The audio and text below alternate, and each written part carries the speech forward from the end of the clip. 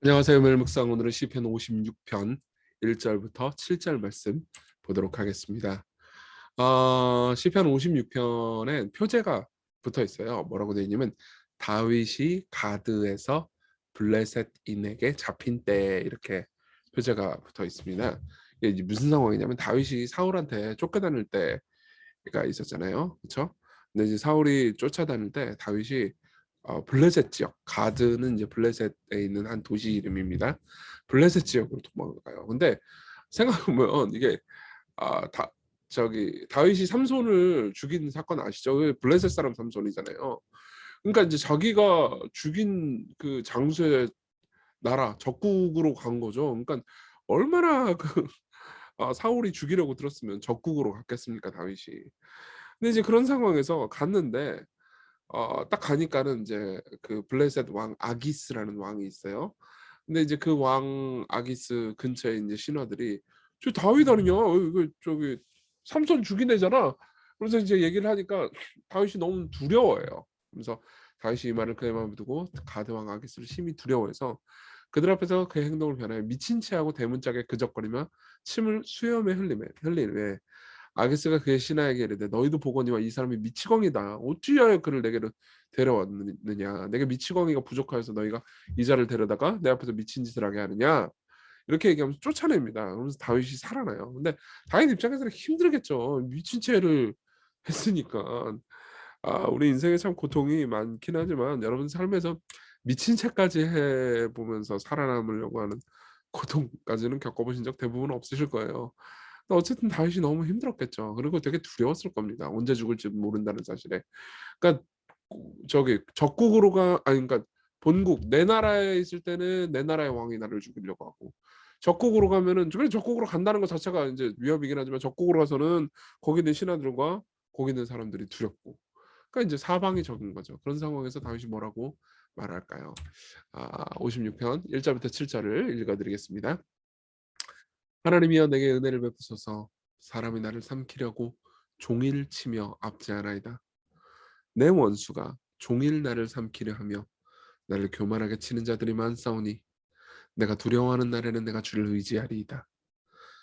내가 하나님을 의지하고 그 말씀을 찬송하올지라. 내가 하나님을 의지하였은즉 두려워하지 아니하리니 혈육을 가진 사람이 내게 어찌하리이까. 그들이 종일 내 말을 곡해하며 나를 치는 그들의 모든 생각은 사악이라. 그들이 내 생명을 엿보았던 것과 같이 또 모여 숨어 내 발자취를 지켜보나이다. 그들이 악을 행하고야 앉아나오리이까. 하나님이여 분노하사 뭇 백성을 낮추소서. 네. 본문을 좀 뜯어볼까요? 다윗은 이제 이렇게 고백합니다. 하나님, 제게 은혜를 베풀어 주십시오. 사람이 나를 삼키려고 종일 치며 압제한다고 말합니다. 종일이라는 말을 2절까지 두 번이나 해요. 그러니까 한 번 나를 고통스럽게 하려고 하는 게 아니고 계속해서 괴롭히고 고통스럽게 한다는 거죠. 그러니까 아마 사울이 다윗을 향해서 그랬겠죠. 여러분들도 삶을 살면은서 그런 적이 있는지 모르겠는데, 야, 저 사람 할 일 없나? 저 사람 지칠 줄도 모르네. 왜 이렇게 나를 괴롭혀? 왜 이렇게 나를 싫어해? 그런 사람이 있을 수 있죠. 다윗이 그런 상황이었던 거죠. 사실 그런 상황보다 훨씬 더 심각한 상황인데 여러분들도 삶에서 그럴 때가 있습니다. 그러면 이제 두렵죠. 저 인간이 나를 언젠가 또 해코지하지 않을까. 너무 괴롭고 두려울 때가 있습니다. 근데 3절에 다짐을 합니다. 뭐라고 말하냐면 내가 두려워하는 나라는 내가 주를 의지합니다. 의지할 겁니다. 그러면서 두려움이라는 감정이 몰려올 때 두려워하지 않기로 결심을 합니다. 그럼 4절에 내가 하나님을 의지하고 그 말씀을 찬송하올지라. 그러니까 하나님께서 하신 말씀을 다 믿을 뿐만 아니라 그걸 높이면서 찬송을 하는 거예요. 그러니까 이게 다윗이 두려워하지 않아 그러는 건 단순히 결심 정도가 아니고 두려워하지 않겠다라는 것을 생각하면서 말씀과 계속 대화하면서 두려워하지 않는 힘을 받는 거죠. 그래서 내가 하나님을 의지하였은즉 두려워하지 아니하리니 이렇게 말합니다. 그러니까 내가 두려움이 따라올 때는 내 마음 가운데 침입해 들어오는 거잖아요. 그렇죠? 뭐 여러분들이 살면서 내가 오늘 두려워해야지 이렇게 결심한 적 없잖아요. 두려움이 슬그머니 올라옵니다. 그죠? 그리고 그때마다 두려워하지 않기로 결심을 하는 거죠. 혈육을 가진 사람이 내가 어찌하리까? 그러면서 결국 하나님께서 나와 함께 하신다면 사람이 나를 해칠 수 있겠습니까? 사실 이제 사람의 위협이 앞에 있을 때 이렇게 말하는 게 신앙 좋은 것이기도 하지만 허무한 것처럼 느껴질 때가 있어요. 왜냐하면 하나님 눈에 안 보이시니까. 그렇죠? 근데 다윗은 눈에 안 보이는 하나님을 더 의지하기로 한 겁니다. 그러면서 하나님께 이제 그들의 악행을 이야기를 해요. 그들이 종일 내 말을 곡해합니다. 말을 어떻게 하면은 그냥 나는 잘못한 말을 한 게 아니고 그냥 좋게 말했는데 항상 나쁘게 해석해 가지고 말하다드립니다. 나를 치는 그들의 모든 생각은 사악이라. 그들이 내 생명을 엿보았던 것 같이 또 모여 숨어서 내 발자취를 지켜봅니다. 그들의 악을 행하고야 앉아 나오니까 하나님이여 분노하사 뭇 백성을 낮추소서.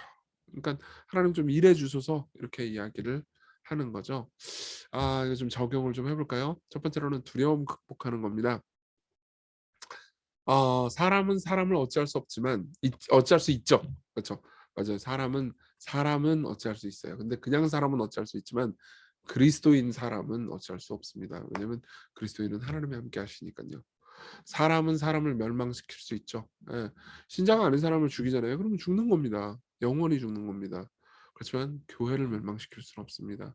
신자인 사람을 죽이면은 죽어도 다시 살 거예요. 예. 따라서 우리는 두려워할 수 있지만 두려워하지 않겠습니다라고 선택할 수도 있죠. 이 오스키니스라는 사람이 있습니다. 이 사람은 이런 이야기를 해요. 이 신학자이기도 하고 이제 여러 변증서를 쓰기도 했는데, 내게는 오직 한 명의 청중이 있다. 당신들에게는 내 마음의 진실을 입증할 필요가 없다. 당신들에 대해서는 잃을 것도 얻을 것도 없기 때문이다. 이렇게 이야기를 한 적이 있습니다. 무슨 말이냐면 사람이 나한테 줄 수 있는 것들이 많이 있죠. 그렇죠? 그렇지만 그 모든 것들이 나를 궁극적으로 만족시키지 못하면요. 줄 수 있는 게 사람은 아무것도 없는 거죠. 그리고 사람이 나한테 빼앗아 갈 수 있는 게 있죠. 근데 내가 아무리 빼앗겨도 하나님은 뺏길 수 없단 말이에요. 사람이 내 안에 있는 하나님은 어떤 사람이든 뺏을 수가 없습니다. 그렇죠? 그러면 사실은 나는 잃을 것도 없는 거죠. 그러면은 어떻게 됩니까? 나는 두려워할 게 없는 겁니다. 하나님이 함께 하신다면 두려워할 게 없습니다. 우리가 두려움이 찾아올 수 있고 두려움 자체를 느끼는 게 죄는 아닙니다. 그렇지만 두려워할 때 하나님을 신뢰하지 않는다면 쉽게 우리는 냉담해지거나 아니면 하나님 불신하는 죄로 빠질 수 있습니다. 두려움 앞에서 하나님을 신뢰하는 것을 우리가 생각을 해볼 필요가 있고요. 두 번째로는 아들을 희생시키심으로써 우리를 지키신 하나님을 보는 겁니다. 자, 봅시다. 이 4절에 보면 혈육을 가진 사람이 내게 어찌하리까 이렇게 이야기를 하잖아요. 근데 사도 바울은 로마서 8장에서 이 혈육을 가진 사람은 내가 어찌하리까라는 말을 인유해요. 인용해 가지고 어떻게 얘기하느냐. 로마서 8장 31절 그런즉 이 일에 대해 우리가 무슨 말하리요. 만일 하나님이 우리를 위하시면 누가 우리를 대적하리요. 그러니까 사람이 내게 어찌할까? 똑같은 말이죠. 하나님이 우리를 위하시면 누가 우리를 대적하리요. 자기 아들을 아끼지 아니하시고 우리 모든 사람을 위해 내게 주시니가 어찌 그 아들과 함께 모든 것을 우리에게 주시지 않겠느냐 이렇게 이야기합니다. 그러니까 이런 거예요. 간단하게 얘기하자면 사람들이 나를 대적한다고 해가지고 하나님께서 함께 하시면 누가 나를 대적하리요? 그죠? 근데 그 하나님 선하신 분이냐? 네, 선하신 분입니다. 얼마나 우리를 사랑하시는지 하나님께서 우리를 지키시고 우리를 대적하지 않으시기 위해서 죄 없으신 하나님의 영원한 아들을 십자가에서 대적하셨어요. 그 정도로 우리를 위하셨어요. 그렇게 하나님이 우리를 위하시면 누가 우리를 대적할 수 있겠습니까? 누군가 우리를 대적한다 하더라도 그것 때문에 겁먹을 필요가 있겠습니까? 우리가 삶에서 오늘도 참 이 껄끄러운 관계와 괴로운 관계 그리고 참 어려운 신앙적인 문제가 있을 수 있습니다. 그 가운데서 여러분들이 그리스도 안에 있다면 여러분들을 넘치도록 위하시는 하나님과 함께 있기 때문에 두려워할 필요가 없습니다. 내가 잘못한 게 있으면 회개하면 되고요. 그리고 나머지는 하나님 신뢰하면 되죠. 우리 같이 기도합시다.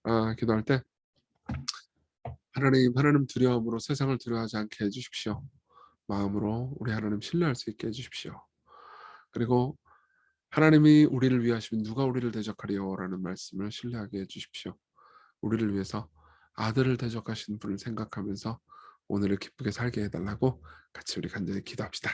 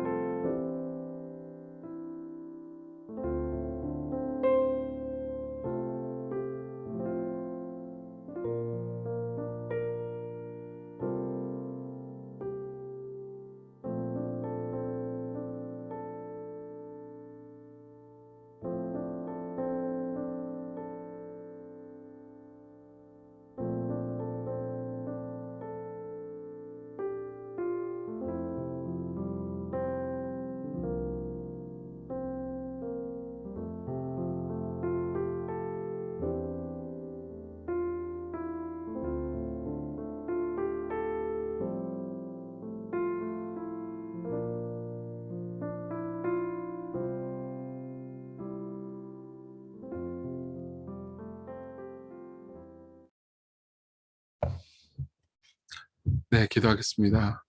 하나님, 삶에서 두려울 때가 많고 특별히 사람들을 두려워할 때가 많습니다.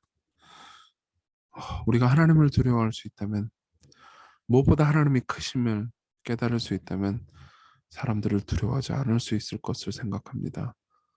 오늘도 당신을 바라보게 해주세요. 그리고 당신과 더불어 교제하며 살게 해주세요. 예수님 이름으로 기도했습니다. 아멘. 네, 여러분, 하나님과 함께 오늘 하루 즐겁게 보내셨으면 좋겠습니다.